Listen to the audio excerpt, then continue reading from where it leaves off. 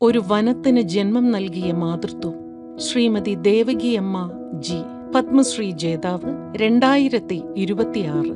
ഇന്നൊരു തൈ, നാളെ ഒരു മരം, ഒരിക്കലൊരു വനം.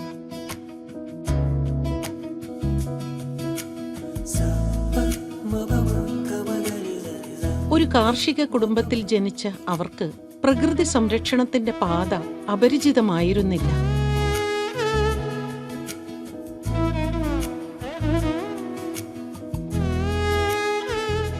എനിക്കൊരു 44 വർഷത്തിന് മുമ്പ് ഒരു ആക്സിഡൻ്റ് ഉണ്ടായി. അവിടെ 3 വർഷം വീട്ടിലിരിപ്പും കിടപ്പുമൊക്കെ ആയിട്ട് അങ്ങനെ ഞങ്ങളുടെ വെച്ചാരാധന ഒരു ഉദ്ബോധനം തന്ന പോലെ ഇങ്ങനെ ഇരുന്നാൽ എന്ത് ചെയ്യും, വല്ലതൊക്കെ ചെയ്യരുത് ഇവിടെ. അപ്പം അങ്ങനെ വെച്ചാരാധന എടുക്കുന്നതിന് ഓരോന്ന് വെച്ചു, ചെറിയ പാത്രത്തിൽ വെള്ളം ഒഴിച്ചു. മരം ഒരു വരവാന്നല്ലേ പറയുന്നത്.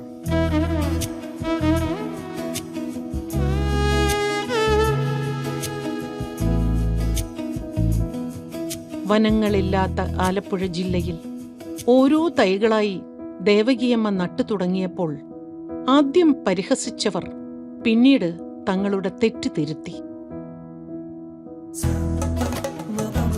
നമ്മൾ വെക്കുന്ന ഒരു സാധനം നാം പിടിക്കുകയും പൂക്കുകയും ചെയ്യുമ്പോൾ നമുക്കൊരു മാനസികമായിട്ട് സന്തോഷം.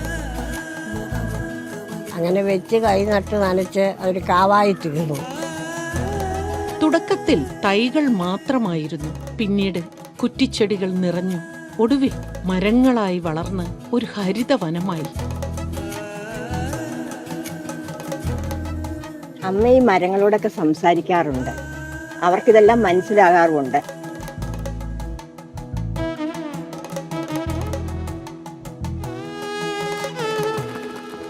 ഒട്ടും താമസിയാതെ ആ വനം വിവിധ പക്ഷിമൃഗാദികളെ ചേർത്തു പിടിച്ചു.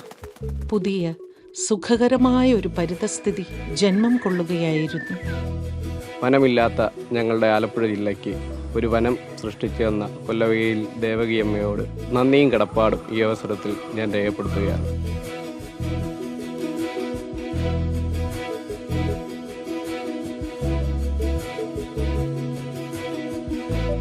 രാജ്യം ഇന്ന് അമ്മുമ്മയെ പത്മശ്രീ നൽകി ആദരിക്കുമ്പോൾ അമ്മുമ്മയുടെ കൊച്ചുമകൾ എന്ന നിലയ്ക്കും അതുപോലെ ആ കുടുംബത്തിലെ ഒരാളെന്ന നിലയ്ക്കും അത്രയധികം സന്തോഷവും അഭിമാനവും.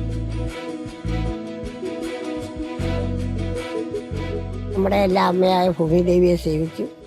അമ്മ എൻ്റെ ഫലം എനിക്ക് തന്നു, ഇന്നും തന്നുകൊണ്ടിരിക്കുന്നു. ശ്രീമതി ദേവകിയമ്മ ജി, പത്മശ്രീ, 2026.